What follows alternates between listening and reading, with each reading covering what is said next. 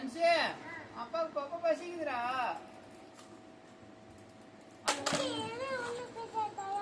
சீக்கிரம்டாம்மா பசிக்குதுடா. அச்சோ பசிக்குது.